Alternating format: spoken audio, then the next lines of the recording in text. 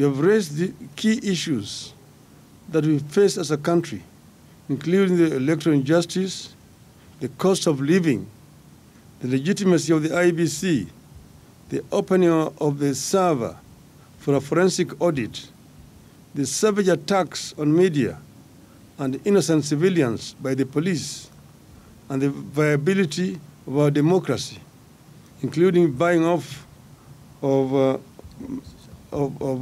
members of parliament. We have said that members of parliament, once elected in political parties, must carry that mandate for the rest of the life of that parliament. All right. Honorable Opio Wandai, you listen to your party and coalition leader there. He raises more issues than what the president appeared to make suggestions to, because his suggestion actually was specific to the IEBC selection panel, the reconstitution of that. But your party leader is talking about more issues. So how do you make the bipartisan approach to address all those issues at a time that the president has only spoken about one issue? Sam, I just didn't listen to my party lead. I was part and parcel of the process that came up with those issues. Right. And those issues are not new, if you have been keen enough.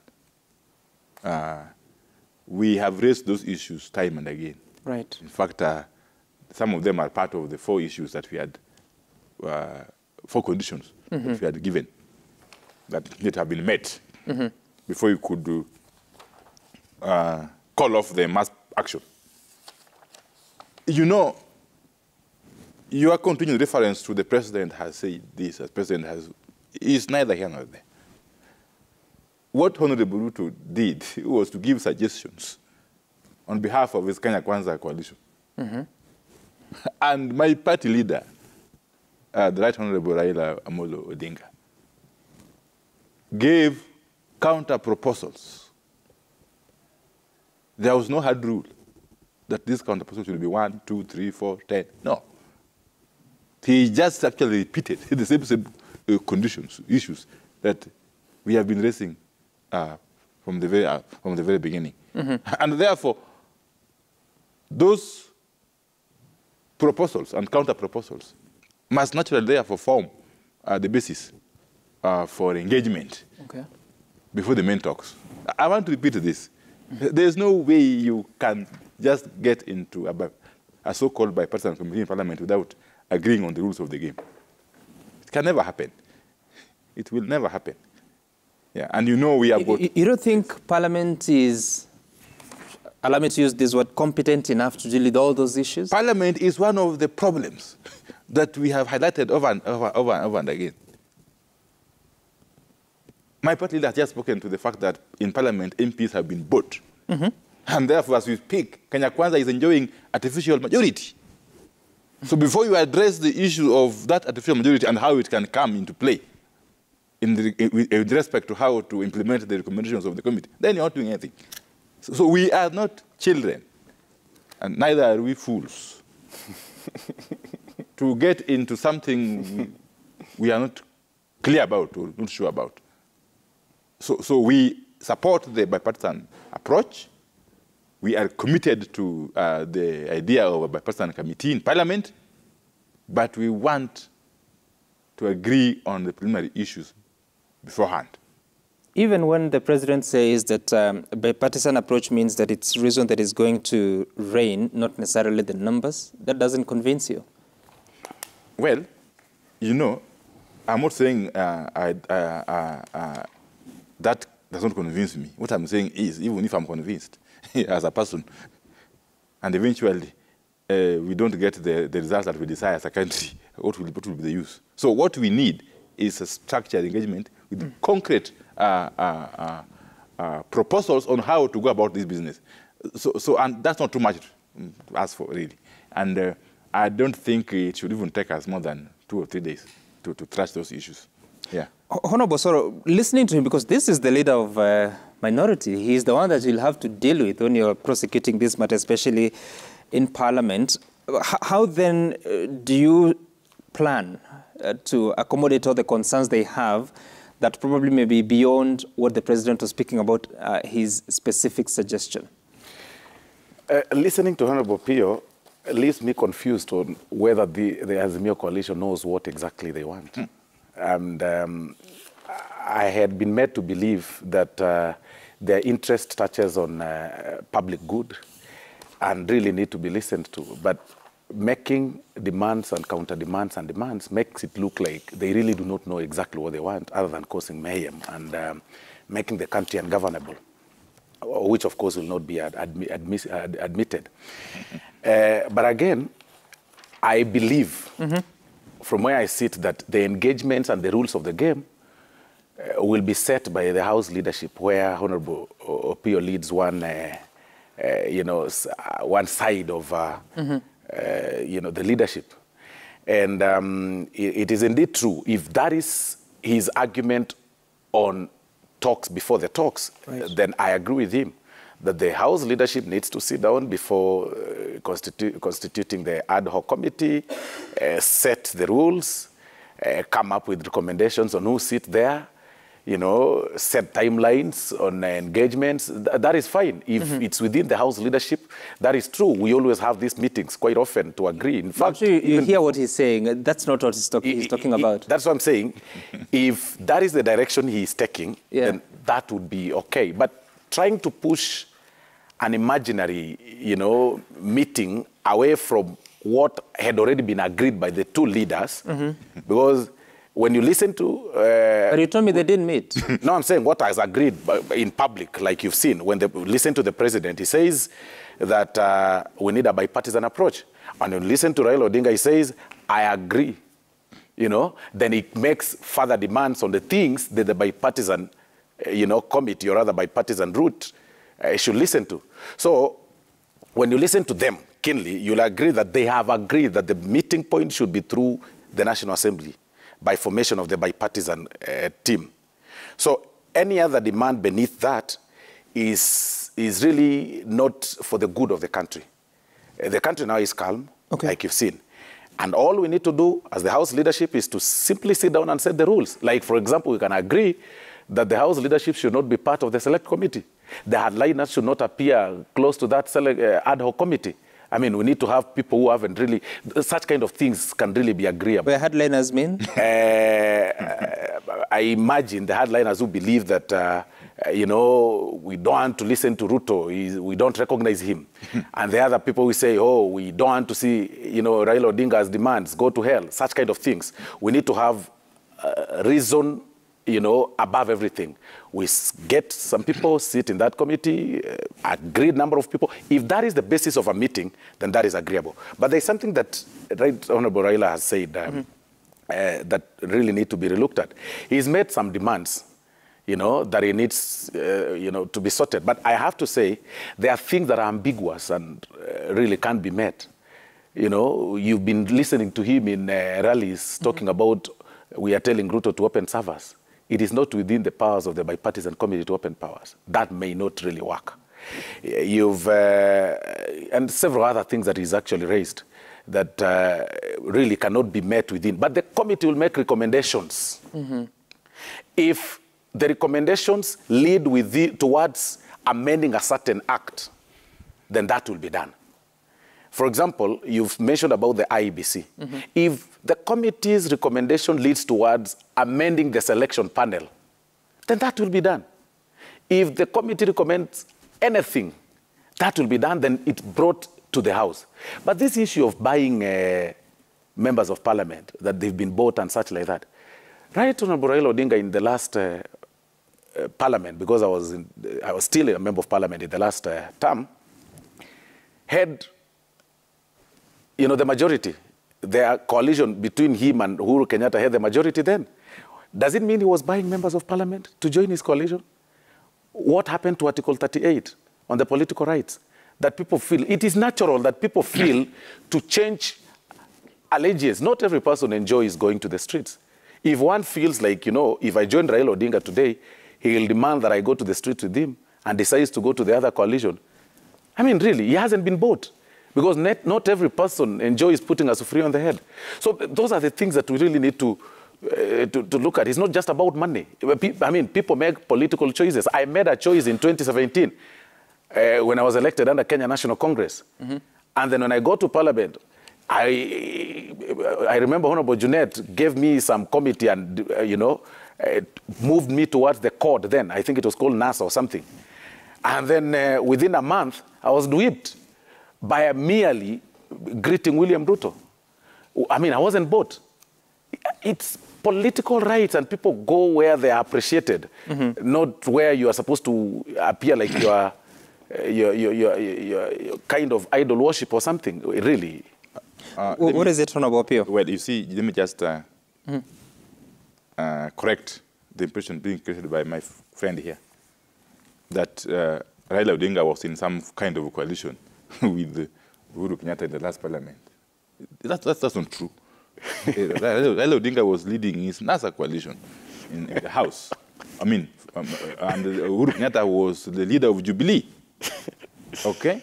At no point did we ever have any agreement of cooperation between NASA and Jubilee in the life of the last parliament. So you heard through the And again, I must forgive my brother here because he's fairly young. Yeah, he's young because perhaps he didn't see the excesses of the KANU one-party state. This country has come a long way. From the monolithic one-party KANU state to the current multi-party democracy that we are enjoying. It was fought for, and people lost their lives. And therefore, anybody attempting to subvert the multi-party democracy, it cannot be allowed. You know, the natural thing to do, once you disagree with your party or coalition, is to cross the floor, yes, but again resign, so that you can seek fresh mandate from the people. It has happened before. And Raila Odinga set the pace, way back in 1996, if I'm not wrong. So therefore, buying of MPs is happening. It is something we must discourage. It's something we must stop. So they're bought with money? Of course, money. How much? I can't tell because it varies. You know, all these people are given price tags. What is the range? I don't know. Now, back to the main issue. You know, Honorable Pio, the reason I'm asking that is because you're making an allegation, and these are your colleagues. It's not an allegation. It's not an allegation. What is it? Sam. Okay? But you can substantiate. If you want us to come and discuss that, we can create a special day for that. And I'll come with evidence. No, you just told me that your colleague MPs have been bought using money. Thoroughly bought. Yeah. How much? Thoroughly bought. What range? Some as little as 1 million shillings. No, you see. Now. And as high as? Whatever. you know, Sam, we must not trivialize the matter of multi-party democracy. It has helped us to grow as a country, and we must safeguard it. And therefore, this bipartisan committee that Honorable Soro is so happy about, and to which we are also committed, must be given clear terms of reference, okay? So that when it eventually comes up with recommendations, they must be recommendations which are aligned to the original terms of reference. And they must be recommendations which are implementable. You know, Raila Odinga has raised the pertinent issue of the cost of living. That's an issue that cannot be taken out of the table. It has to be addressed in this bipartisan committee.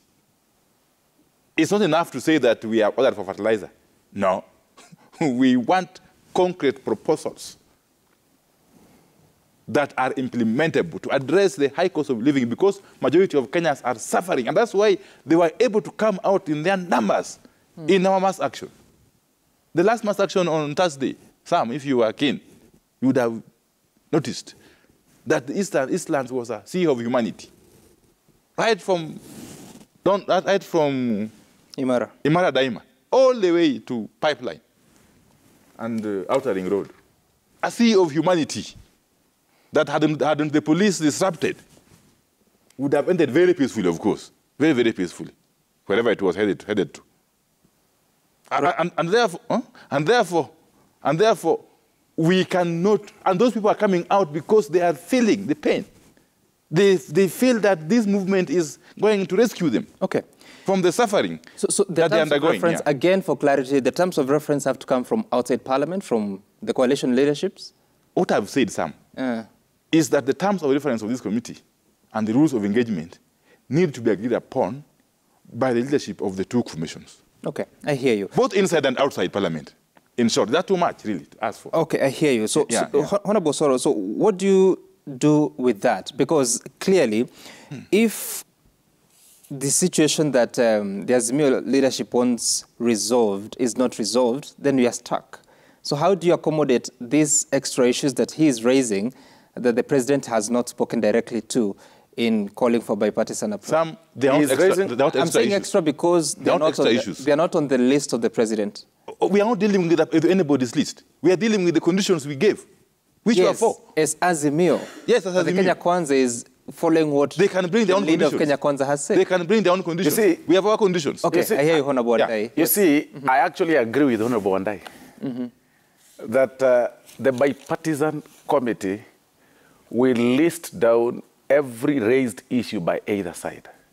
And there is nothing unique about that. Although they didn't raise it in their press statement, because it really is something just to mask up whatever they want, like the issue of the cost of living. If you listen again to Raila Odinga, he didn't really raise it in his statement about, the issue of right. That is already under the carpet. It's just for purposes of, whipping public emotions when they're in the political rallies. You think so? He didn't raise it. You can play it. There is no point in his statement he said that the cost of living is very high.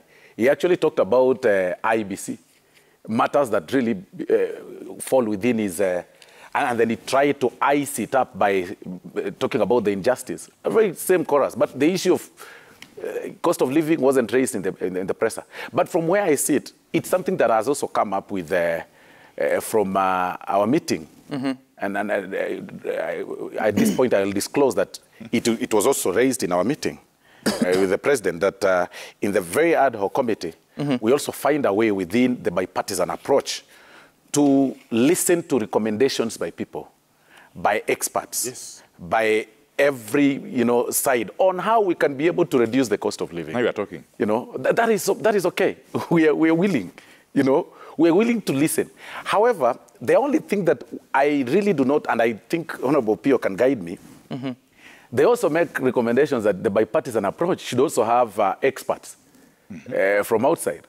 That is fine, but I think under each coalition's own cost, come up with your experts. Let's come with our experts. Because again, Kenyans are overburdened. You do not want, where do you want us to get? Because we also have, by the way, each ad hoc committee also has a secretariat that is, that of course has experts within, and that is the Parliamentary Service Commission, a secretariat. So if, for example, they need experts beyond the other team, the formations, and he's really not trusting himself and his own coalition, yet he's going to give a list of members. He doesn't want to trust them. He doesn't believe in their competence. They want, again, to have other extra members who are not members of parliament. That is fine, in my opinion. But under each side's expense, we'll also come with our experts. They come with their experts. We pay them from our pockets, they pay them from their pockets, they share. Then we open a kind of a public forum. People raise recommendations on all those things about cost of living. They raise recommendations about the IBC and such.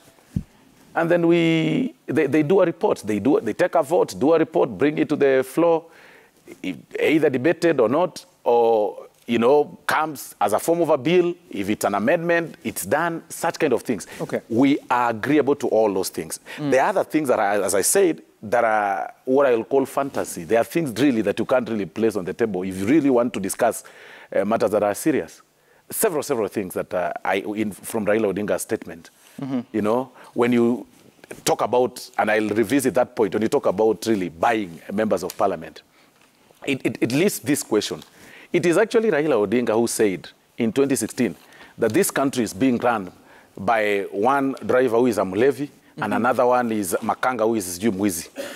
And then in 2018, he shook hands with Mulevi, as he called him then. You know, was he bought? How much was the price? How much was he worth? I mean, and immediately Opiyo and I changed tune and started praising Uhuru Kenyatta, calling him a statesman. How much was he bought? Maybe he should tell us. I presume it's 1 million, like he said. You know, I've been trying to avoid this kind of engagement. Right. With my brother. Yes, of trivializing issues. You know, my record speaks for itself. And the record, my party... No, I think the reason why he's raising and the record, my party leader speaks for itself, you know. We are not people who can be bought. We are not the kind of people who can ever be bought. Yes, we believe in principles that are so dear to us. and the idea that experts assigned to the ad hoc committee should be at the cost of the respective coalitions is another joke. You see, it also tells you the lack of seriousness on the part of my friend here and his team, perhaps, on this exercise. And you know, Sam, as we are not short of options, that again I have to put it clear, we are under no illusion that this is the only avenue we have to address the issues we have put on the table. What are the options? The option we have been exercising before the Sunday settlement was mass action. And we were prepared to embark on mass action from Monday to Thursday. Then we leave Friday for the Muslims to pray, Saturday for the SDA, like him to pray, and Sunday for other Christians to pray, and then back again on Monday. We have the capacity to engage in mass action 4 days or more a week, continuously, until the issues that we think are pertinent to the people of Kenya are addressed. And therefore, anybody trying to play around with this matter simply doesn't understand, appreciate the magnitude of the problem we have. You know, Sam, just... But just hold on. Honorable Opiyo, even if you're to go back to the mass action, do they really resolve the issues they are talking about? Don't you think you should give the chance for you leaders to speak to each other to find those solutions? That is what we have done. We have given a chance to dialogue, but only if the other side is serious about the dialogue.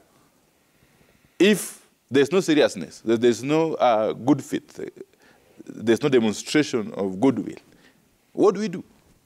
We go back to the people. So apart from what Yeah. Honorable Osoro is saying, you've seen there's no goodwill from other quarters? I mean, We are waiting. You're waiting? Yes. Okay. But you see, Sam, Yeah. We are waiting. Notably, you will actually realize the seriousness of His Excellency the President on being in charge and taking control of this whole thing, even from his own actions. He made a statement on Sunday. On Monday, he's meeting the House leadership, very early in the morning, actually. I remember him calling at about 6:45 and asking me, I mean, how do I wait for you in the meeting? Because I got late by about 3 minutes. And yeah.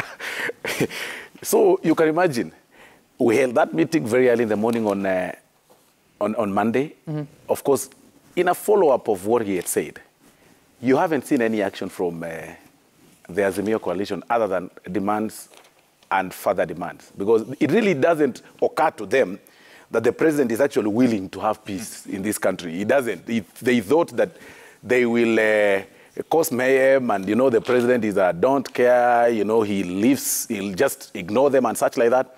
But the goodwill can actually be seen from his own actions, mm-hmm. from the onset. But again, you know, it's mesmerizing to see Honorable Opiyo say that, you know, they are willing, they'll commit to do mass action from Monday to Thursday.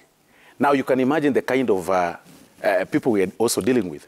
People who do not have regard to the school-going children and the future of this country.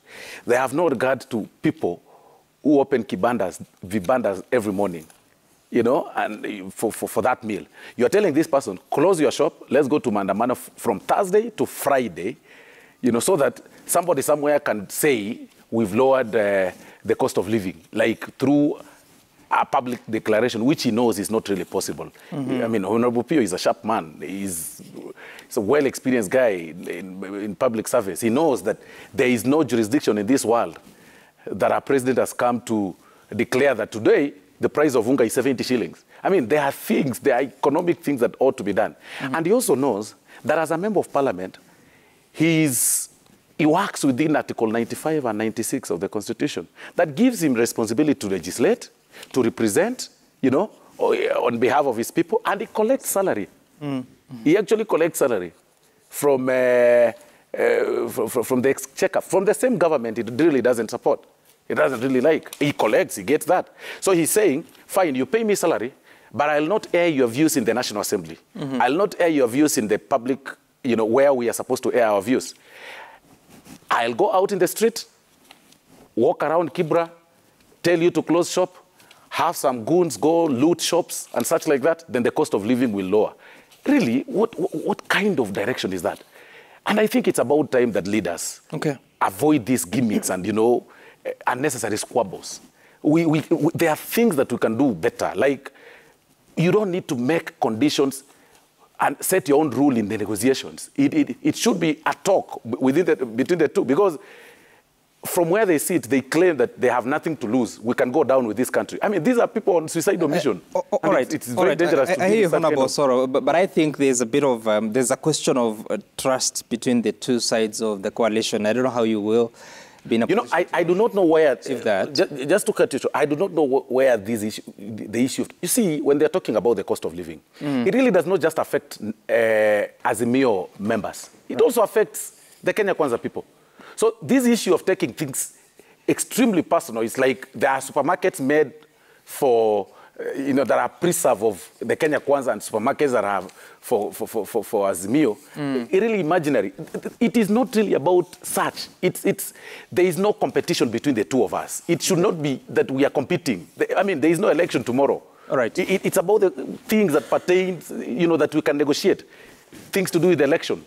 Things to do with the selection panel. Those are the things. Okay, what do you want? They were in the National Assembly. They were in the floor when we passed these laws about the election. But we are ready again to review. If they feel, fine, if you put this selection panel, it will affect us, you know. We are ready to review through this bipartisan approach. We don't mind, because we know that voters vote. It's not about the selection panel. I mean, let's listen to what the president said about that particular issue. Then you can get back on more that is on the table. I'll get to you, Honorable, one day. The IEBC selection panel and the future process of recruitment of its commissioners could as well be part of a conversation leading to constitutionally and legally binding proposals through a bipartisan parliamentary process. In other words, I am suggesting that the issues that have been raised by our friends on the matter of IEBC, my suggestion is that this matter can be handled in Parliament by a bipartisan parliamentary process so that we can agree on what it is they have an issue with, and we can adjust as is agreed and as necessary. Right, and this has been quite controversial since it came to pass, Honorable Ndai, because you are complaining about the constitution of the selection panel, and you felt that taking away representation of Parliamentary Service Commission from 4 to 2 was against the fair game in terms of politics. Never mind that High Court has decided that Parliamentary Service Commission cannot have a majority in that sense in the selection panel. But how then do you proceed, knowing that the President is also saying that, excuse me, that he has also written to the two speakers of the National Assembly and the Senate requesting for purposive intervention of the implementation of the 2/3 gender rule. There has been the question of CDF, NGCDF, and also having the position of the leader of official opposition, which could require some constitutional review. So how do you approach these matters that require some intervention, whether it's on the statutory, on the statutes, but also on the constitution? Very well, Sam. But before I answer you, let me correct an impression, as like I said by my colleague. You know, as Azimio, we don't actually just speak for members of Azimio. We speak for all Kenyans. Because the issues that Kenyans are going through, the problems they are facing, are universal. They apply to Azimio members in the same way they apply to non-Azimio members. In fact, the movement that we are currently leading is bigger than Azimio. If you have noted, perhaps. It's bigger than Azimio. Those Kenyans who have been coming out in support of our movement are Kenyans of all walks of life, including those who never even voted for Azimio in the last elections. Now, coming back to your issue, your question, Sam. You know, if we had been listened to, even that statement being made there by Honorable Ruto wouldn't have been made. We told them, not once, not twice, but many times, that please approach the issue of reconstituting the IEBC carefully, cautiously. Because in the history of this country, the IEBC and its predecessor, the Electoral Commission of Kenya, ECK, have always been a negotiated matter. Up to very recently, okay? In the last term of parliament, we had to constitute an ad hoc committee to negotiate the matter of constituting the IEBC after the exit of the Isaac Hassan Commission. Okay? Remember the committee led by Honorable Kaitu Murungi and Honorable James Orengo. We told them, we reminded them, that don't use the artificial majority you have in parliament to ram through these proposals, these amendments. It will come back to haunt you. It has come to pass that you cannot address the issue of an electoral body in a casual manner. Because elections in this country, just like they are in the rest of Africa, are a matter of life and death. Sam. Should they? They are. I'm not saying they should, but that they are. That's the reality. So you cannot go about constituting a body that will supervise elections unilaterally in the manner they are attempting to do. It will cause problems sooner than later. I'm happy now sanity is seeming to be coming back. So, but do you already have a formula that would work? We would have saved these deaths. We would have actually saved the country from these deaths, from these injuries, from this destruction. Maybe. If they had heeded our advice. There's no one particular formula, Sam. What is critical is that there has to be consensus or some semblance of consensus when going about the matter of constituting an electoral body. Because otherwise, if you do it the manner they were doing it, it would mean that that body would not be a body for everybody. And that is what I'm asking. Yes. That is what I'm asking because Parliamentary Service Commission contributes 2 names. The Law Society of Kenya 1, Interreligious Council 2, the Political Parties Liaison Committee 1, and the Public Service Commission 1. So do you have any thoughts about what must change if the numbers remain at 7? It's not as simplistic as you're putting it, Sam. It's not all about the panel. Yeah. What is it about? If you have been careful, you have been keen enough, right from the outset, even the BBI and before, we have always argued that there's no angel that will ever go to the IBC and become neutral. So allow political parties to nominate people to the commission. That has been our purpose all along. Of course, others feel different about it. But again, can debate that. Okay?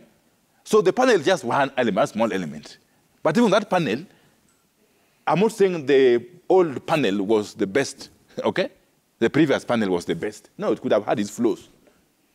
But you cannot change it in literally the way they were doing it. That was the issue, Sam. No, Honorable, to the extent of introducing some players, okay? Like now the political parties liaison committee, okay? You are giving the Public Service Commission a chance to nominate persons to the panel. A purely political process. You see, an electoral body is a political issue. And then you deny the Parliamentary Service Commission. You know, Honorable, yes. You're confusing me. You just told me it's not about the panel. But you're also now talking about... I am saying a panel is just but one of the issues. And even it in itself has had issues. However insignificant it might be. Because once the panel had been established within the ambit of the amended law, then the Elections Act, okay? You need to have been careful when trying to tamper with its composition by way of amendments that had happened in this last session of Parliament. So what I'm saying is, in a nutshell, in all totality, the matter of electoral body needs to be negotiated, and if possible, and at all cost, we need to have consensus. That way you safeguard it against possible accusations of bias, which are bound to happen. And you know, I hear you, Honorable Wandai, but there are still many issues that are not clear. At least for me. Once you have a body superintending over elections, which not everybody has faith in, you are setting yourself up for trouble. That's my point. Okay. Honorable Soro, so alongside the IBC question, those are the issues that the President is highlighting. Are they part of this bipartisan process? You see, number one, as I answer that, there is a wrong presumption by the Azimio coalition or imagination that they are the only main players against us. You know, that in this whole game, it will ever be Azimio or Raila Odinga against somebody. I mean, really, you're also putting Mzee in a very awkward situation. He really can't be a perennial player in this whole thing. That any discussion should be, they should always think towards it is only Raila Odinga and any other person. I mean, that is wrong. Why am I saying that? Look the way he's downplaying the political parties liaison committee. By the way, let me jog Kenyans down this IBC selection thing.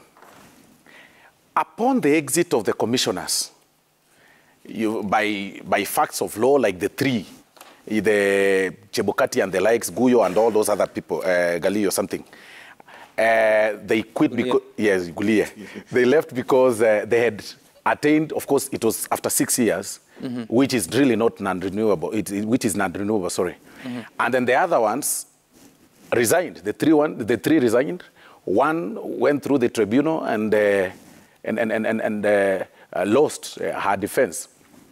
So that ideally means the IBC Commission office is vacant. Then what happens? The selection committee must be constituted. I mean, a selection panel must be constituted, which will advertise for those positions. The argument by Raila Odinga and Azimio is about that selection panel. What was in the law then? Parliamentary Service Commission had 4 positions to select towards the selection panel, Parliamentary Service Commission. Actually, what is in contention today is about those 4. The Parliamentary Service Commission, at that point, 2 are going to the minority side by way of operations, and 2 are going to majority side. So what was proposed? The 2, we decided to, of course, the National Assembly, collectively, because we passed, Opio was in the National Assembly, and it was also affirmed by the Senate. These 2 positions were relinquished from the Parliamentary Service Commission, and 1 was given to the Political Parties Liaison Committee. And there is one that went, like, of course, it existed in the Law Society of Kenya. There is the Interreligious Council that, of course, had 1. And then the Parliament, 2, sorry, because of our setup of Muslim and Christian. And then the Public Service Commission took 1.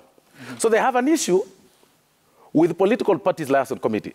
But all the political parties that you know of in this country belong to the Political Parties Liaison Committee. These 2 positions for the Parliamentary Service Commission, 1 ought to have gone to the minority and the other one to majority. They declined. You know, they said in protest, they can't nominate 1.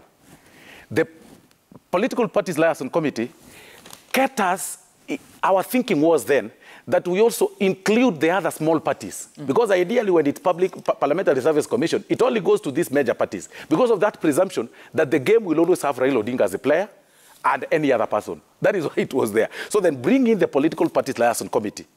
Have 1 person for these other small parties that exist. I mean, really, that Azimio took over and made it Azimio. We have the small parties like KNAK Kenya and all the others, you know. There's another one, these small ones, the DAPK something, very, very small parties. They fall within, you know, the Political Parties Liaison, and then the Public Service Commission. So they are saying, we do not want that. They are playing a similar goal, cycle after cycle in every election cycle, that they are forgetting that it doesn't really matter who is the referee. But again, we tell them, we do not mind. If you have an issue, and that is what the president said, if you have an issue with this election panel, then fine. Let's have this bipartisan approach. Bring your proposal. If you do not want the Public Service Commission to have that, and that is really what you bring, and we debate, we agree, we can amend. We remove the Public Service Commission membership. But really, how do you want to affect the political party's liaison? How do you want to mess around with the Interreligious Council? You saw Sifuna the other day saying he does not know what Interreligious Council means. Really? I mean, calling them, the non-entities in this game. We must appreciate the fact that we've got so many bodies that get affected by politics and must really be included. But we are again willing to adjust. If they want us to revert back to the 4 of the Parliamentary Service Commission and they're able to convince the bipartisan team, so be it. And that is what the president said. We are willing to listen. But here, you have heard him say that it's not just about that. That's one of the issues. But you see, that is where it starts, Sam. We've got to pass, like he says, for you to have what he calls right commissioners, we've got to have, for him to have the right commissioners, then we've got to have a right selection panel.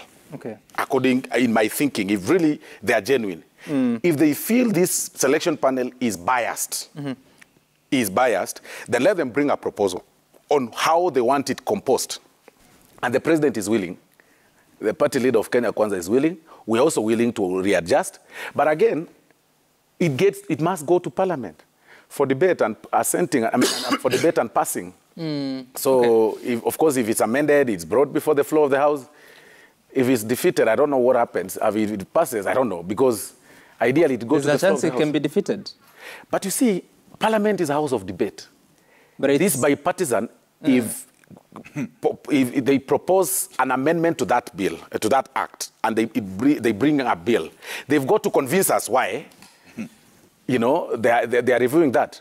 But Honorable Soro, don't you think that then would defeat the essence of having a bipartisan approach? Because if you look at the numbers, obviously, they would be disadvantaged based on the current Some on this, you're being a pessimist. I'm just saying, the bipartisan team will bring I'm imagining they'll bring an amendment to the act. Okay.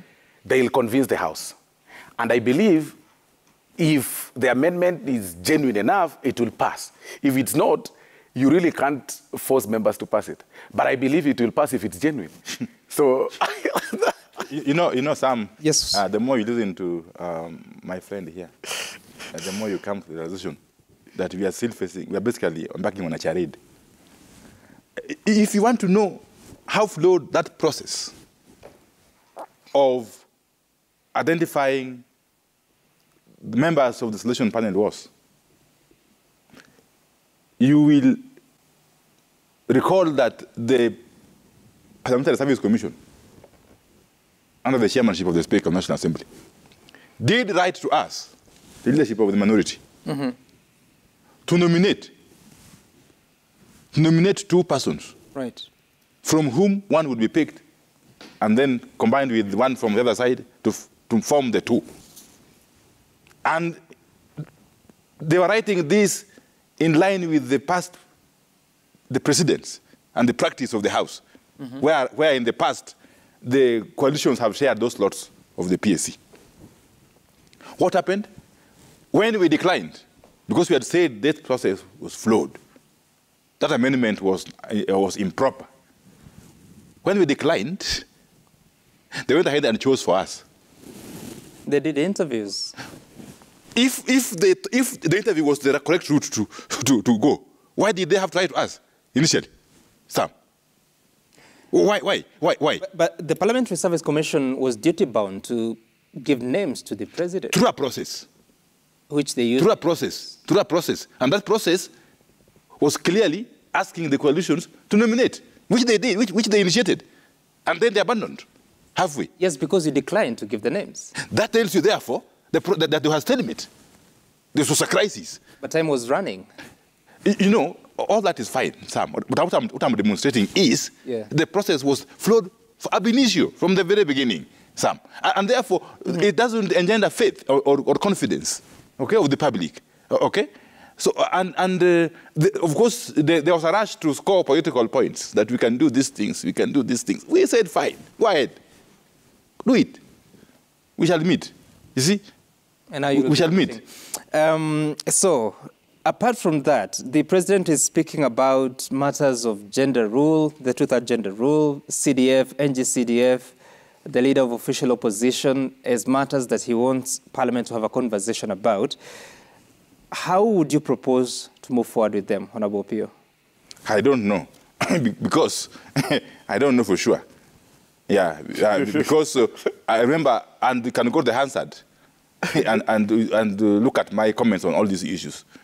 I have told them time and again that even what they did by amending the standing orders to allow cabinet secretaries to be attending house sessions by way of answering questions was improper, was unconstitutional, but nobody listened. Why? If you want cabinet secretaries to come to the house, amend the constitution through a referendum, okay? And appoint cabinet secretaries from the house. There are no two ways about it. They have now gotten a shortcut through the back door. It will come back to haunt, I can tell you, okay? On the issue of what? Official leader opposition. Nobody is against creating the office of the official leader opposition, I can tell you. Nobody is against it. But how do you go about it? It's something you can just do a patch-up. You see, the leader of official opposition is a position that exists in parliamentary democracies. Pure parliamentary democracies, where we have the prime minister heading this government in the House, and the leader of opposition leading the opposition troops in the House. What we have currently is a purely presidential system, with some modifications, okay? So then how will you superimpose implant leader opposition on a purely presidential system? You know, those are the issues that we have been asking that require dialogue, that require conversation. Do you think this approach is part of the solution? Which one? The bipartisan approach being recommended. It's a very good approach, if you ask me, and if there's good faith. If there's good faith, it's a very good approach. Because ultimately, Parliament is the one to approve all these things, you know, if there's good faith. So that route of trying to push through those amendments through Parliament, knowing very well that they fall within the ambit of Article, I think, 255, that would require them to be taken to a referendum, is not going to work, okay? It's something we can discuss. But bring them on the table in good faith. Okay. Let us discuss them. Lakini maneno ya kutumia nguvu, haitawezekana bwana. Yeah. Kumana, we go back to the people. Yeah. Okay. Honorable Soro, so how do you pursue those matters? Because, yes, the president made known his thoughts, but it is Parliament that can pursue that, at least for now. It's indeed true that it's actually through Parliament that all this, and that is the only point that I agree with Honorable Pio, that it's actually through Parliament that all these things that you see, including things that have been raised from whatever quarter, that can be sorted. And I also agree with him that at times we also need to appreciate the fact that we have really a higher calling and it's a privilege to serve people. If we sometimes edge out these elements of unnecessary sycophancy, you know, and reason out as a people. What does that mean, elements of? You know, there are things that, you know, there are people who, like, you know, if you really can't reason by your own, you've got to get instructions. And it's something that sometimes really doesn't augur well with me. And that is why, by the way, sometimes I appreciate my party leader, because we debate. I mean, he calls you for a meeting and you raise issue, you challenge him, and the president, even from his own seat, he tells you, okay, I think I agree with you. And that is how members of Parliament should think, that this country is bigger than all of us, that at times we need not to just say, you know, sometimes I hear people say that, and with a lot of respect to Honorable Pio, sometimes I hear your colleagues say, Baba kisema mesema. You don't want to reason sometimes. You know, you hear, what are you saying? Some of these things are very important to this country. Now, the issue the president raised about the two-dad and everything, I mean, we all live in this country. It's really very important for us to meet the two-dad gender rule. And we are lagging behind within this East African jurisdiction. We are among the countries that is really not doing very well in terms of the two-dad representation. Rwanda is really doing very well. Uganda is following suit. Tanzania is really trying to come up. But Kenya, we are still really not, we are at par actually with Tanzania. We are not really doing very well as far as two-dad gender rule is concerned. And that is why the president is really focused on that. We will do that, of course, through this. the bipartisan team will come up with such proposal. The president had communicated to the House over the same. And I think this is the best route, that we all agree. But on the issue of the official opposition leader, you see, I agree with Honorable Pio that we are truly, purely a presidential system. But you see, nothing is cast in stone. Like, we make the laws. And if we believe that this thing of sometimes having, and I think from where he sits, he should be supporting this more. You are having a candidate that wins with about 7.2 million votes, and another one loses with about 6.9 million votes. He has no office. He has no, my thinking, he has a base, such a huge support base, that the only place he can challenge government is by going to the streets. I mean, really, that is not right. What we are thinking is this, that every government should be put to check.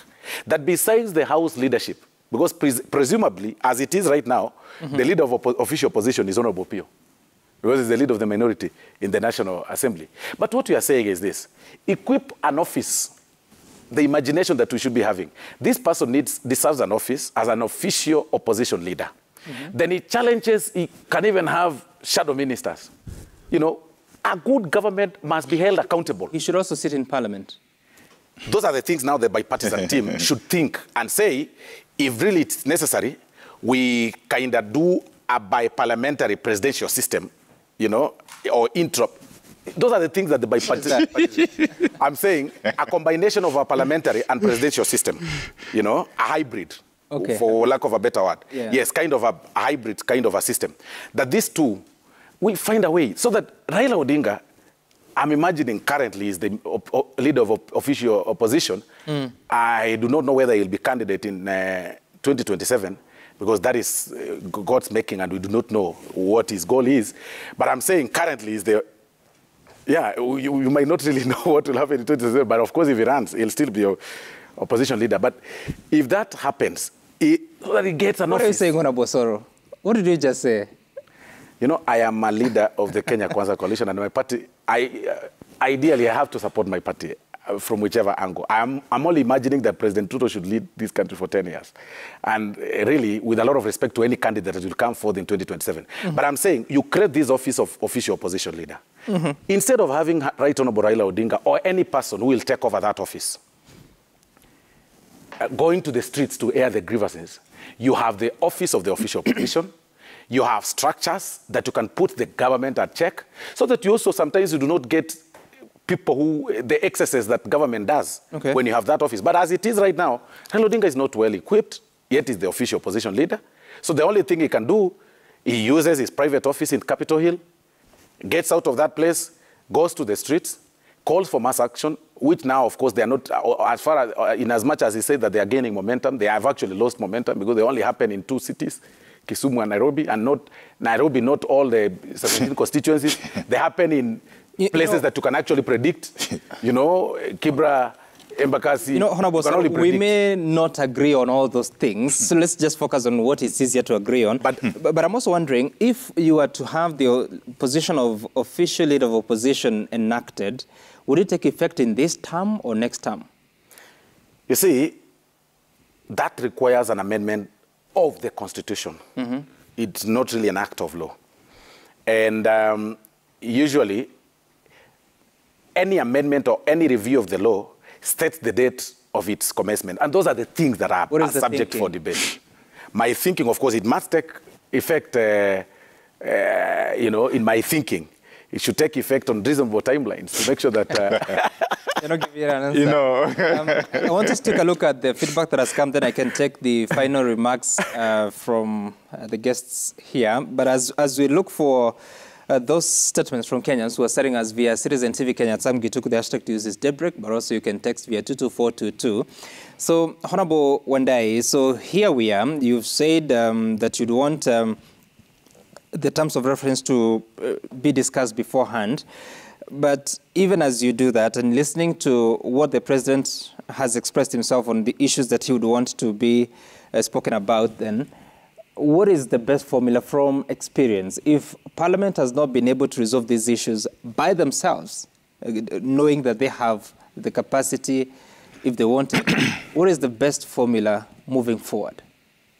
You know, we have got to a precedent in 2008, okay, when Parliament came together in a bipartisan manner and enacted the National Accord and Reconciliation Act, okay, that ring-fenced some of the issues that were canvassed then in the wake of the post-election violence, okay? You'll also recall that when the bill, the National Accord and Reconciliation Bill, was taken to Parliament, it was ring-fenced. And in fact, I think the Honorable Kibaki, then President, and Right Honorable Raila Odinga were personally present in the chambers to ensure that that bill passed without any alteration. Right. That's the kind of commitment that you require in such situations that we find ourselves in presently. Okay? And therefore, it will be critical that first and foremost we identify the issues that will be taken before this bipartisan committee. Okay? We agree on that. That's the starting point. And then its composition, and then the time frame. And then we agree on how to treat its recommendations, okay? By way of perhaps ring-fencing the recommendations if they get to the House in the form of a bill or whatever, okay? That has to come out clearly. Those are the issues that have to be addressed at this preliminary stage, Honorable Soro. Yes, and doesn't really take too much to do that. So if there's good faith, and I can tell you there's the utmost good faith on our side, those issues can be thrashed within a very short time. Okay. We are having our parliamentary group meeting as Azimio, I must also disclose here, on Thursday morning in Machakos County. And we're not just meeting a parliamentary group, we're also going to meet our Council of Governors, our side of it, and the leaders of majority and minority parties in the various county assemblies, and the speakers of various county assemblies who belong to Azimio, on Thursday to address, among other things, these issues. Okay. So it's an issue we have taken with utmost seriousness, and we hope that the other side will also reciprocate, so that come next week, remember we gave a window of 1 week through our party leader. Okay? Okay. Of course, taking cognizance the fact that Parliament is currently, National Assembly is currently on recess. Right. Okay? Only coming back on Tuesday next week. But let's hope that within that time frame, some progress will have been made. Yeah. All right. Let's take a look at the feedback that has come to us at Citizen TV Kenya. Some Gituku, the abstract to use is daybreak on what Kenyans are thinking this morning. And let's begin with, this is Babu Michael. You're saying that being on one side of the political divide or the other doesn't mean one is better than the other or has monopoly of ideas. Leaders must always reason before the worst cases are reported. Hardlining and chest thumping will never solve an issue. Okay. Bob Otieno, the problem with opposition's maandamano is that by the end of the day, it won't yield fruits, leading to their demands being met, be it via parliament or not. Okay, Godi Baraza, every Kenyan person hopes that the bipartisan approach will be a genuine and honest engagement that will lead to fixing our economic and socio-economic problems. Anything short of that will be a waste of time and the taxpayers' resources. Chalo Wodrozi, it is good President Ruto and Raila Odinga met and discussed the way forward for the country. Hardliners should not be engaged in such discussions. I thought they said, Osoro said that they haven't met. Engineer Lazaro says that leaders from both sides should be fully prepared for give and take in meaningful engagements. The bipartisan approach should be free of hardline stands, name-calling, and chest-thumping. All right. Ombiro KE, how can Honorable Pio say that electoral bodies are matters of life and death? What do these elections have with these Azimio people, really? And they satisfied with the lives we've lost till now? What do they really want? Whoa, okay, that's Obiro. Magwa, the high cost of living must be a priority, then IEBC comes second in that bipartisan approach. The restoration of UNGA, fuel, and electricity subsidies for a short term will play a big role in making life affordable before long-term solution is found. That's what Kenyans are saying this morning. And Honorable Osoro, so the Azimio side is planning a parliamentary group meeting this week, that is on Thursday. Yourselves? We are planning for a PG. We are a coalition that believes in further and further consultations. And I think we'll be having a PG in less than a week's time. But of course, not Thursday, not Friday. But before Parliament resumes, we will be having our joint parliamentary PG of the Senate and the National Assembly. And it's not really just pegged on these issues that were raised by the Azimio coalition. But over time, we always have PGs before we open session to set the agenda for their coalition for the entire session that we sit. So now that we've been in recess for 2 weeks, it's natural that we'll have a PG.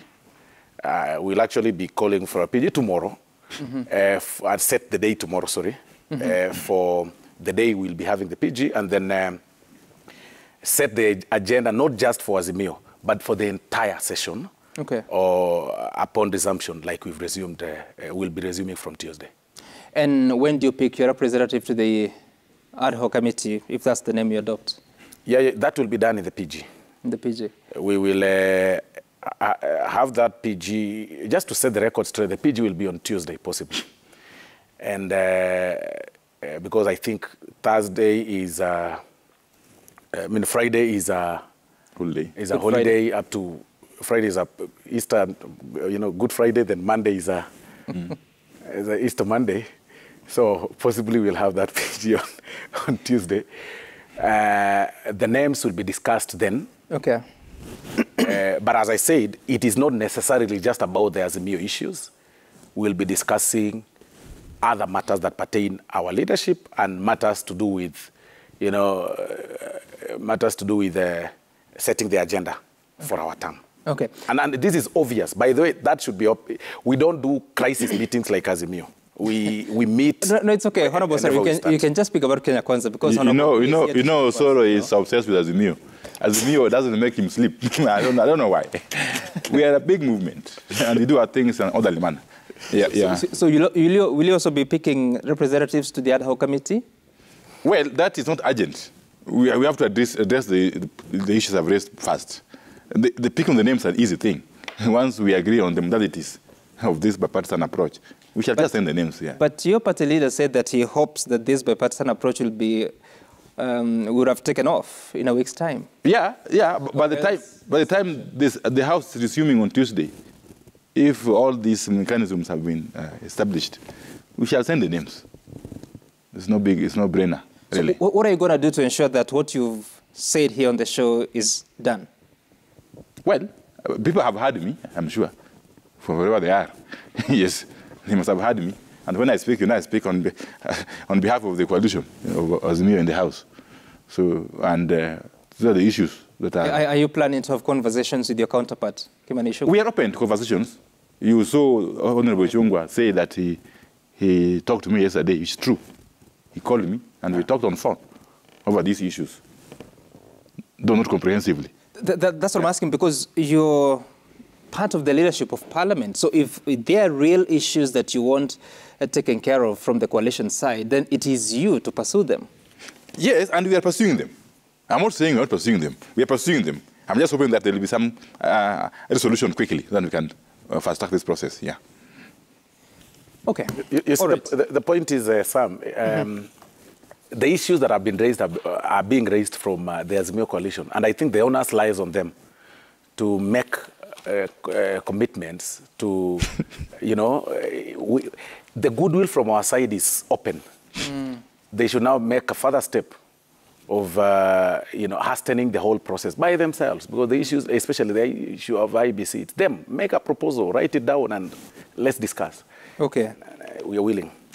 All right. Thank you, gentlemen. Honorable Piondai, the Leader of Minority at the National Assembly, and Honorable Silvanus Osoro, the Majority Whip at the National Assembly, for making time for us of this conversation.